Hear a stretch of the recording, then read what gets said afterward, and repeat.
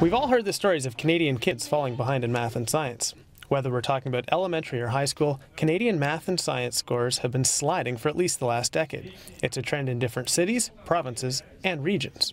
Scores from provincial testing and even international testing back this up. The last round of testing done by the OECD's Program for International Student Assessment in 2012, which is a triennial assessment of 15-year-old school performance, showed that Canada had dropped 6 spots in the math score ranks since just 2006. Canada is now ranked 11th in math and 13th in science scores. We've also heard every explanation under the sun for why this is happening. Things like funding cuts, teachers, unrelatable projects, a bad curriculum, and even union unrest. But what if the problem isn't math being unrelatable to the real world, or the teachers, or even ever-meddling educrats? What if, living in a world full of math-enabled gadgets and gizmos, students simply no longer have the motivation to learn math and science? We're about to begin a journey through the cosmos. In 1980, a television series called Cosmos debuted. It was hosted by renowned astronomer, author, and science communicator Carl Sagan.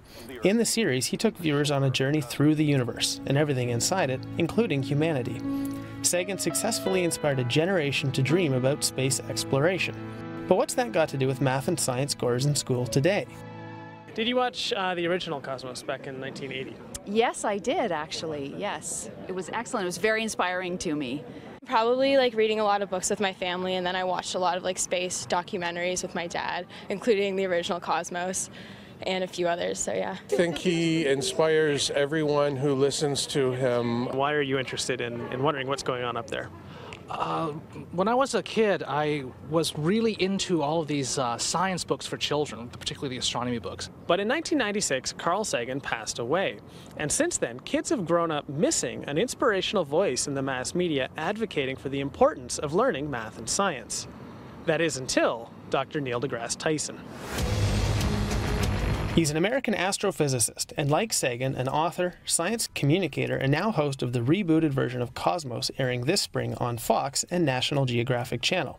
He has also, for the first time, come to speak in Canada. Having recently appeared at the University of Manitoba in Winnipeg and now here at the University of Toronto, he hopes to spread his message of the importance of science literacy. It is, though, a bit of a paradox.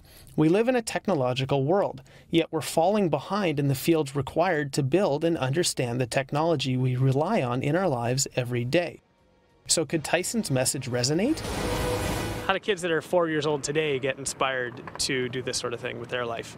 Oh yeah, so Cosmos reboot is huge, and Neil deGrasse Tyson is going to make huge waves in the public when it comes to astronomy, appreciation, and awareness. What do you guys study at school? I'm in travel and tourism. But you're here anyway, interested in this? Oh, absolutely. I'm a perfect example of the people that he can reach out to, not only in the science field, everywhere. Coming to things like this, I think, is fantastic for giving people the drive of, hey, that's interesting, I want to go learn about that, and helping them realize that these are the tools they need in order to be able to do that. Cosmos, I think, will reignite the fires of curiosity that I know live within us all. Maybe next time you hear a student say they don't want to do their math or science homework, or they're not quite happy with their test scores, maybe all they're missing is a little bit of motivation. I'm Harrison Roos, and this has been the Sun News Network Special Report.